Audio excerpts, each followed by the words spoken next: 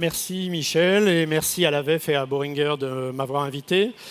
Donc je suis praticien vétérinaire équin et je vais donc essayer de vous présenter quelque chose de très clair et précis et quelque chose de terrain pour vous y retrouver dans les prélèvements. Dans les prélèvements qu'on peut faire pour essayer d'y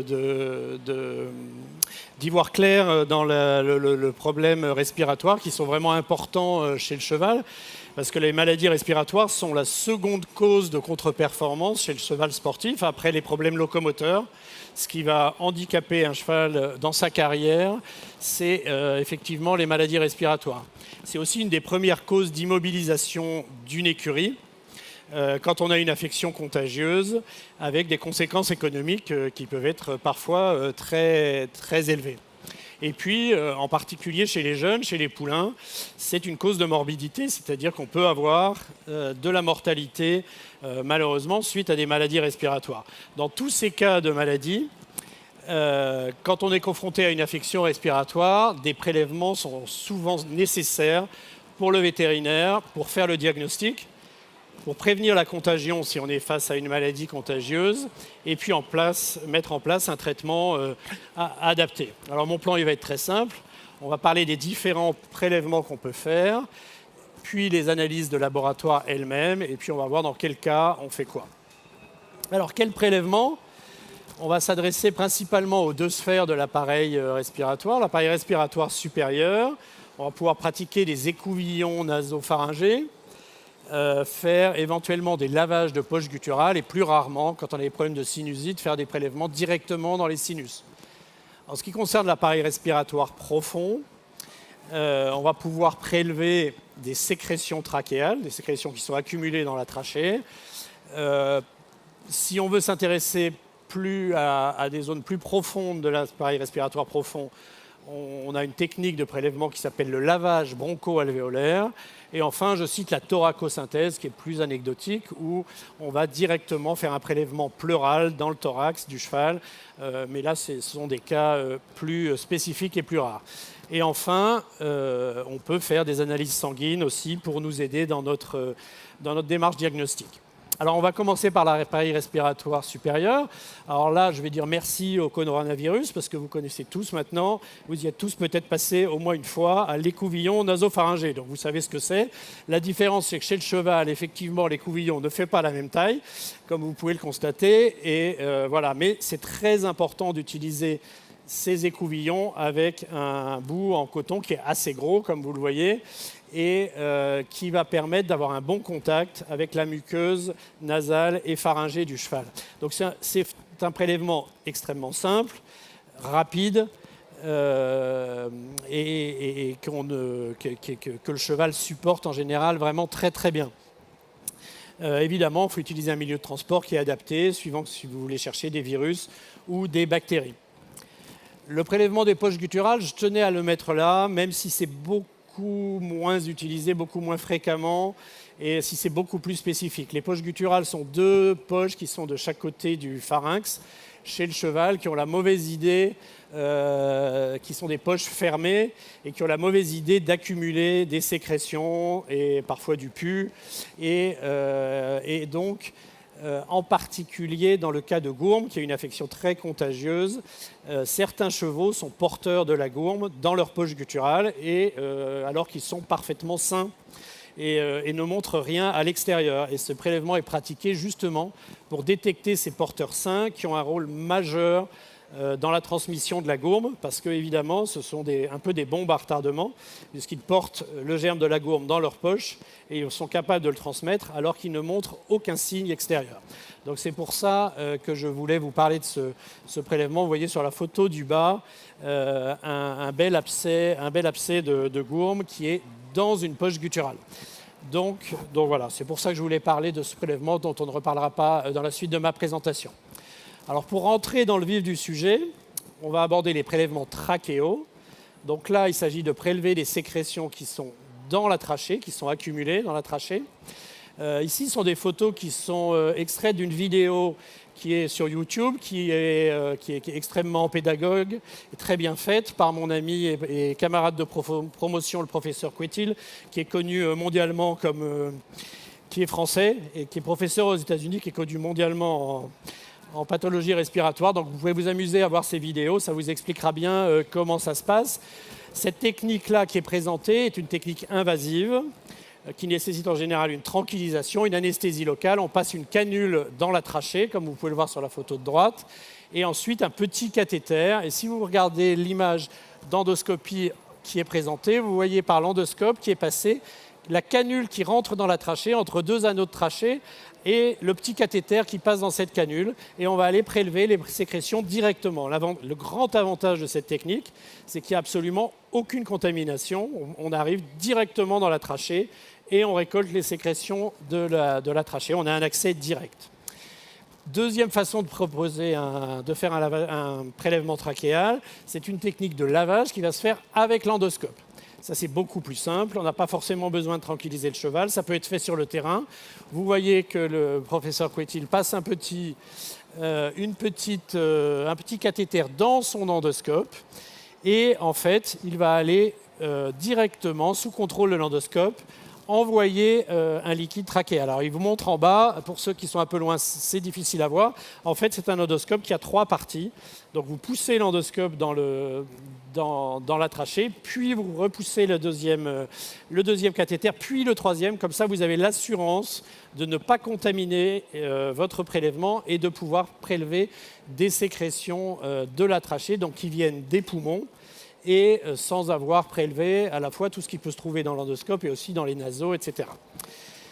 Voici les 2 techniques de prélèvement trachéal. Maintenant, le lavage broncho-alvéolaire. Donc, comme son nom l'indique, on va aller prélever les alvéoles pulmonaires et les bronches. Donc là, on utilise une sonde. Là, c'est un prélèvement qui est fait à l'aveugle. Ça peut aussi être fait avec un endoscope long. Vous voyez la sonde sur la droite, qui est une sonde avec un ballonnet. En fait, on va rentrer dans les bronches à l'aveugle comme ça, en passant la sonde par le nez du cheval. En général, on le tranquillise parce que ce n'est pas très agréable. Et on progresse. On va dans une bronche primaire, secondaire, tertiaire. Et puis, à un moment, la sonde bloque. On est arrivé dans une zone du poumon. On gonfle le ballonnet, donc on isole toute une partie du poumon. Et on envoie de l'eau. Vous voyez toutes ces seringues? Alors, c'est assez impressionnant pour les propriétaires, parfois. On injecte à peu près 100 à 200 millilitres d'eau dans le poumon. Alors ça paraît toujours un peu violent aux propriétaires qui se demandent comment ça va se passer. Mais en fait, après, on aspire ce liquide. Et comme la zone du poumon est isolée par le ballonnet, vous allez réellement récolter des cellules de la zone la plus profonde du poumon, donc des alvéoles et des bronchioles. Donc on aspire le liquide et le reste du liquide qui peut rester de toute façon est éliminé naturellement, c'est absolument pas dangereux. Donc ça, c'est le lavage broncho-alvéolaire. Alors, qu'est-ce qu'on va faire comme analyse au laboratoire? Il y a différents types d'analyses. On peut vouloir chercher les agents pathogènes. D'une part, les bactéries, par culture, comme vous voyez en haut sur une boîte de pétri, ou par PCR. On peut vouloir chercher des virus, c'est la virologie. Aujourd'hui, on pratique quasi exclusivement la PCR. Donc, merci le coronavirus, encore une fois, puisqu'il y a quelques années, j'aurais prononcé PCR dans la foule ici, j'aurais interrogé les gens, ils m'auraient dit « c'est quoi la PCR ?» Aujourd'hui, tout le monde sait que ça existe et que c'est une méthode diagnostique. Il y a également la cytologie, qui est l'étude des cellules, et puis les différentes analyses sanguines qu'on va pouvoir faire pour progresser dans le diagnostic. Alors la bactériologie, aujourd'hui on reste sur une technique qui est ancienne, un peu ancestrale, mais qui fonctionne toujours bien. En fait, on met les germes en culture sur des boîtes de pétri, et une fois que ça pousse, on identifie le germe. Gros avantage de la mise en culture, c'est l'antibiogramme. Vous voyez sur la photo du bas, on a mis des petites pastilles qui contiennent des antibiotiques sur la culture et vous voyez que certaines zones, le germe en question, la bactérie en question n'a pas poussé. Ça s'appelle l'inhibition et ça permet de déterminer ce à quoi le germe en question est sensible. Et c'est très très important aujourd'hui pour lutter contre le développement des résistances et surtout pour mettre en place des traitements adaptés et ne pas utiliser n'importe quel antibiotique au hasard. quels sont les germes qu'on va chercher? Le germe star, c'est le Streptococcus equi sous-espèce equi, donc equi, qui est l'agent de la gourme. Affection hautement contagieuse et très importante chez le cheval. Il y a aussi un germe que les éleveurs connaissent bien, c'est le Rhodococcus equi, qui est l'agent de la rhodococose, qui touche essentiellement les bébés, les foals, les poulains, et qui est extrêmement grave, qui est une maladie mortelle, qui provoque des abcès, et qui est un vrai fléau. Ensuite, il y a un autre Streptococcus equi, mais qui s'appelle Zooepidemicus. Attention, c'est très important de ne pas le confondre avec l'agent de la gourme, ça n'a rien à voir. C'est un streptocoque qui provoque des bronchopneumonies absolument classiques et qui va se traiter par antibiotiques, contrairement à la gourme qu'en général, on ne traite pas par les antibiotiques. Donc surtout ne pas confondre, ne pas dire mon cheval a la gourme alors qu'il a un Streptococcus equi Zooepidemicus. Ça va se gérer de façon très différente. Ça n'est pas contagieux autant que la gourme et ça se gère radicalement différemment. Ensuite, il y a différents autres germes de l'appareil respiratoire qu'on peut retrouver aussi dans d'autres espèces d'ailleurs. Donc la PCR existe pour les bactéries également. Pour l'instant, en médecine, en biologie vétérinaire, ce n'est pas plus développé que ça. Mais malgré tout, il existe une PCR pour le Streptococcus agent de la gourme et pour le Rhodococcus equi. Ce qui est quand même important en termes de rapidité de diagnostic. Juste un petit encart sur la gourme pour vous dire à quel point c'est une maladie ubiquitaire. Là, ce sont les données du réseau d'épidémiosurveillance français, le RESP, pour 2021. Donc, c'est les données arrêtées au 31 août. Vous voyez qu'on en trouve partout en France et que déjà au 31 août, on avait identifié 50 foyers de gourme. Ce qui veut dire qu'il y en a évidemment beaucoup plus, parce que c'est uniquement les foyers de gourme qui ont été déclarés au RESP et pris en compte par ce réseau. Alors, la PCR, effectivement, maintenant, vous connaissez tous ce sigle, puisque avec le coronavirus, le Covid, on en parle évidemment tous les jours. Est-ce qu'on connaît ce que ça veut dire? Pas forcément. Je ne sais pas pourquoi c'est un sigle anglais. On aurait pu en trouver un français. Ça a l'avantage d'être international. Ça veut dire Polymerase Chain Reaction. Je ne vais pas rentrer dans les détails de la technique. Évidemment, c'est quelque chose qui a révolutionné la biologie vétérinaire comme la biologie humaine d'ailleurs. Le docteur Amann, comme moi, quand on a commencé à débuter, la PCR, ça n'existait pas. Aujourd'hui, c'est quand même une méthode relativement récente. Comment ça marche? Je ne vais pas rentrer dans les détails, c'est quand même assez technique, mais l'idée, c'est qu'on va amplifier une séquence d'ADN qui est connue, et on va l'amplifier de façon très très importante grâce à cette enzyme qui s'appelle la polymérase, à tel point qu'on peut amplifier en chaîne une séquence d'ADN, plus d'1 milliard de copies en 1 heure. Donc c'est d'une part une technique extrêmement rapide, mais extrêmement puissante, parce qu'il suffit d'un tout petit peu d'ADN, qui forcément va être très spécifique d'un germe donné, puisque ça ne peut pas être l'ADN d'un autre germe, et il en suffit de très peu. Donc en résumé, c'est une méthode rapide, spécifique et sensible. Donc c'est vraiment de très grande utilité. Il faut savoir qu'il existe maintenant, de façon assez récente, des tests rapides qui ont été développés par une société française, c'est pour ça, et qui est unique sur le marché pour l'instant. C'est pour ça que je me suis permis de la citer, qui permet aux vétérinaires praticiens de faire des diagnostics à la clinique. En 40 minutes, on peut avoir un diagnostic. Et franchement, pour gérer une épidémie, le docteur Amann vous en parlera, je pense que c'est vraiment extrêmement utile. Donc ça, c'est une photo de ma clinique. On a le petit kit. Et effectivement, voilà, ça ne veut pas dire qu'il ne faut pas faire appel au laboratoire en cas de doute pour confirmer le test. Hein. Mais sur le terrain, ça peut vraiment rendre des services très utiles. Alors, quels sont les virus qu'on va rechercher? Le virus numéro 1, c'est le VIE, le virus de l'influenza équin, qui est le virus de la grippe équine. Évidemment, c'est le plus contagieux. Après, vous avez les herpès-virus, ceux qu'on appelle de façon assez impropre les virus de la rhinopneumonie, qui est vraiment une appellation qu'il faut de plus en plus essayer d'oublier. Il vaut mieux retenir les herpès-virus. C'est une grande famille dans laquelle il y a les alpha-herpès-virus, qui, eux, sont les virus respiratoires, qui vont toucher la sphère respiratoire. En particulier le HVE4, et dans une moindre mesure pour les problèmes respiratoires, le HVE1, dont va vous parler le docteur Amann à la suite. Ce sont des virus qui sont des herpès virus, donc comme chez l'homme, ce sont des virus latents. C'est-à-dire qu'une fois que le cheval l'a attrapé dans son jeune âge, le plus souvent, il va le garder toute sa vie. La deuxième famille sont les virus de la rhinite équine, le RVEA et le RVEB, qui sont totalement méconnus, mais qui sont très importants, presque aussi importants que l'HVE4. Ce sont des virus qu'on a appelés longtemps les rhinovirus, mais c'est une erreur de classification. Ce sont les virus de la rhinite équine, et c'est une erreur de les appeler comme ça, parce que les herpès virus, on les appelle les virus de la rhinopneumonie, qu'on abrège en rhino, donc virus de la rhino, et là, ceux-là, on les appelle les rhinovirus. Donc autant vous dire qu'on se mélange les pinceaux très rapidement. Donc il faut oublier ces appellations. Il y a les herpès virus, les virus de la rhinite équine, et j'ai voulu citer le virus de l'artérite virale, parce que l'artérite virale équine est une maladie très grave, contagieuse, qui touche surtout les élevages en provoquant des avortements. Ça reste un virus respiratoire qui provoque des syndromes grippaux, mais qui est assez rarement trouvé dans des syndromes respiratoires. Mais c'est une cause d'avortement à l'élevage, il ne faut quand même pas l'oublier.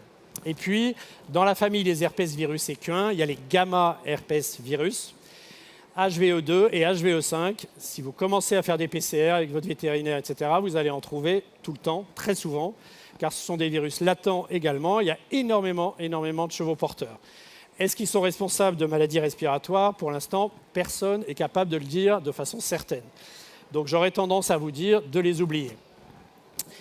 Pour vous confirmer un peu ce que je vous ai dit, voilà les données du RESP jusqu'à fin août 2021 pour vous montrer. Donc en jaune, vous avez les cas qui n'ont pas été élucidés. Vous voyez quand même que le RESP arrive à déterminer près d'un cas sur deux. Dans un cas sur deux, il est capable de donner une réponse dans le cas d'un syndrome respiratoire aigu, ce qui est important. Le virus star, donc ça reste notre herpès virus 4, qui est en violet. Cette année, pour l'instant, on croise les doigts, on n'a pas eu d'épidémie de grippe. L'année n'est pas finie. Vous voyez en bleu, on a eu juste 2% de virus de grippe. Et puis, le troisième virus le plus important, c'est le rhinovirus B, qui est quand même dans 10% des cas positifs, ce qui est quand même assez important. Voilà. Et puis le reste, c'est la gourme, puisque ce réseau-là détecte en même temps la gourme. Alors, la cytologie. La cytologie, c'est quoi? C'est l'observation microscopique des cellules, principalement, mais aussi de tout ce qui va être dans le prélèvement. Vous allez regarder au microscope vos sécrétions trachéales ou votre lavage de broncho-alvéolaire, et vous allez regarder, vous allez voir s'il y a du mucus, vous allez voir s'il y a des spores, s'il y a des bactéries. Voilà. Et ça permet de faire un diagnostic lésionnel. Lésionnel, ça veut dire, est-ce qu'on a de l'inflammation? Est-ce qu'on a plutôt une infection? Est-ce qu'on a plutôt de l'allergie? Est-ce qu'on a une hémorragie? Et donc, d'obtenir un diagnostic étiologique, c'est-à-dire trouver la cause. C'est-à-dire, mon cheval, il a de l'asthme, il fait des hémorragies pulmonaires à l'effort, il a une pneumonie. Et donc, c'est vraiment très informatif et c'est vraiment complémentaire par rapport aux recherches d'agents pathogènes. Parce que parfois, vous trouvez des virus, vous trouvez des bactéries, mais vous n'êtes pas forcément capable de dire est-ce que c'est ça qui est la cause du problème.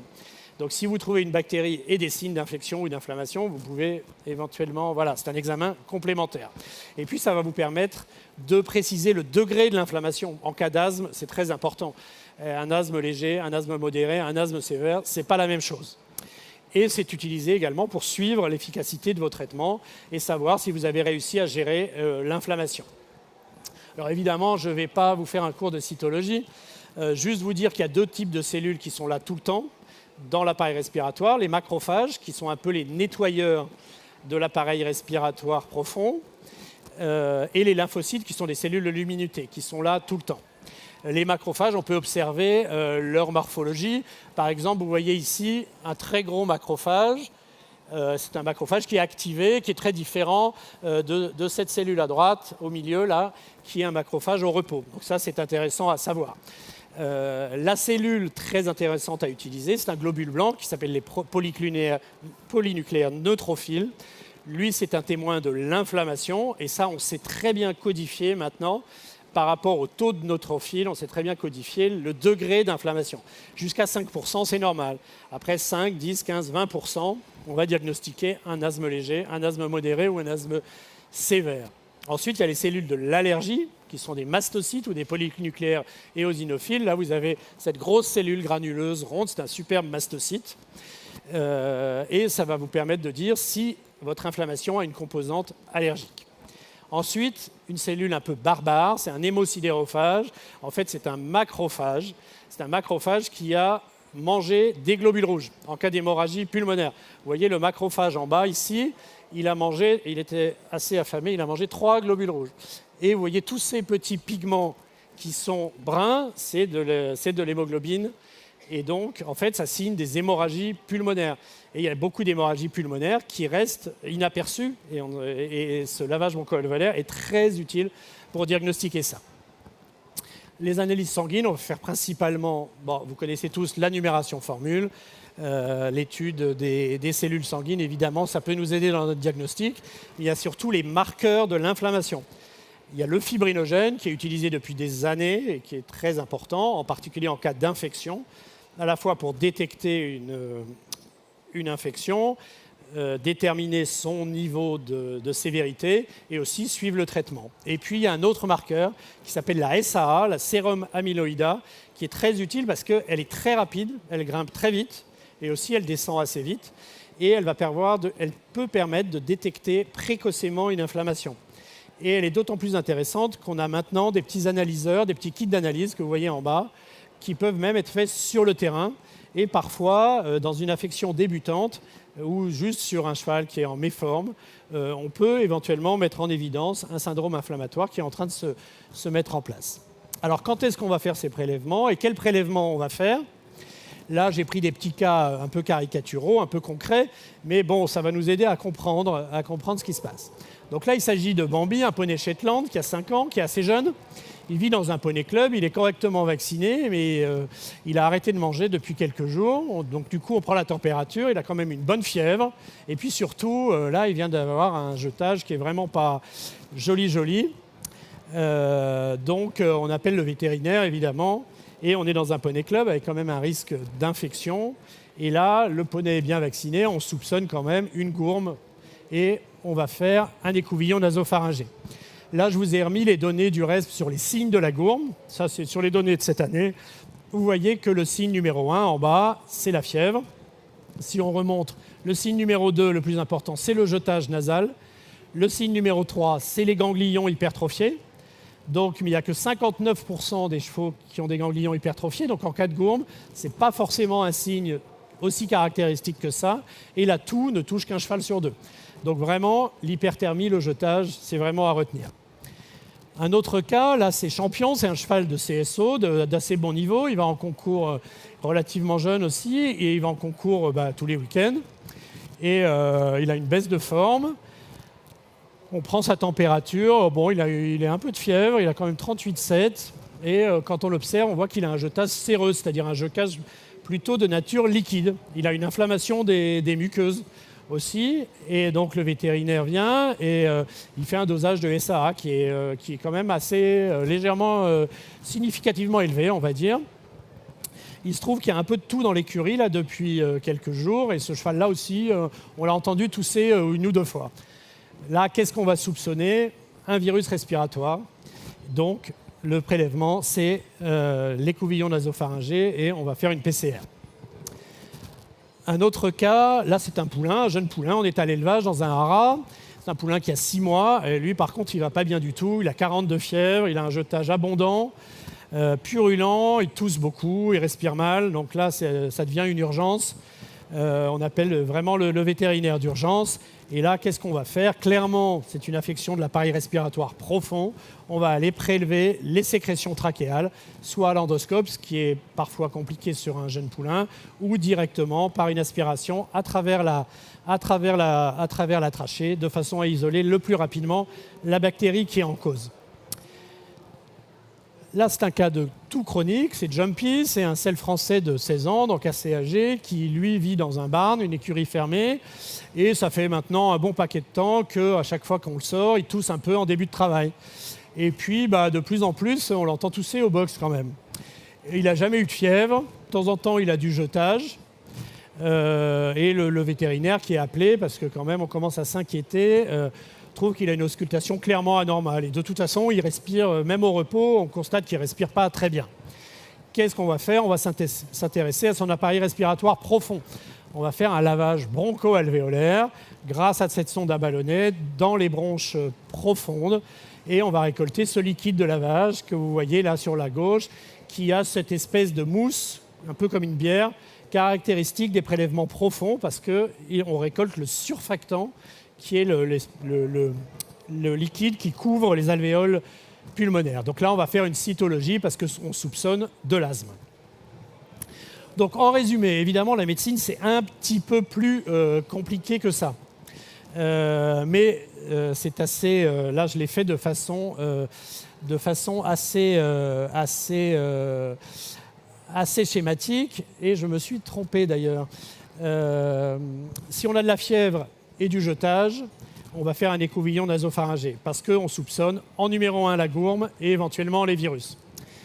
Si on a de la fièvre, du jetage et de la toux, on va aussi faire un écouvillon nasopharyngé parce qu'on soupçonne en numéro 1 un virus et peut-être la gourme. Si clairement le vétérinaire trouve qu'on a aussi une infection profonde, on fera un prélèvement trachéal. En cas de toux chronique, c'est le lavage broncho-alvéolaire qui s'impose. En cas de contre-performance, de baisse de forme, de suspicion d'hémorragie pulmonaire à l'exercice, on va plutôt pratiquer aussi un lavage broncho-alvéolaire. En bas à droite, là je vous ai mis une photo d'hémorragie pulmonaire à l'exercice.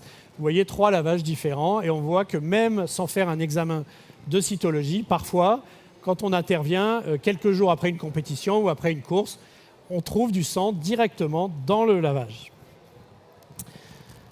Donc en conclusion, l'écouvillon nasopharyngé, c'est l'outil des affections respiratoires aiguës et c'est destiné exclusivement à la recherche par PCR des virus et de la gourme. On ne cherche pas autre chose sur un écouvillon nasopharyngé. En particulier, on ne va pas chercher des bactéries X ou Y parce qu'il y en a tellement dans le nez et la gorge du cheval que ça ne va nous donner aucune information. Les prélèvements trachéaux sont utilisés pour le diagnostic principalement des maladies pulmonaires infectieuses et le lavage broncho-alvéolaire sera préféré pour le diagnostic de l'asthme aigu. Après, évidemment, tout cela peut évidemment se varier en fonction des cas. On peut faire de la cytologie sur du lavage trachéal, etc. Bien sûr, c'est schématique, mais je pense que c'est important d'avoir tout ça bien clair dans son esprit.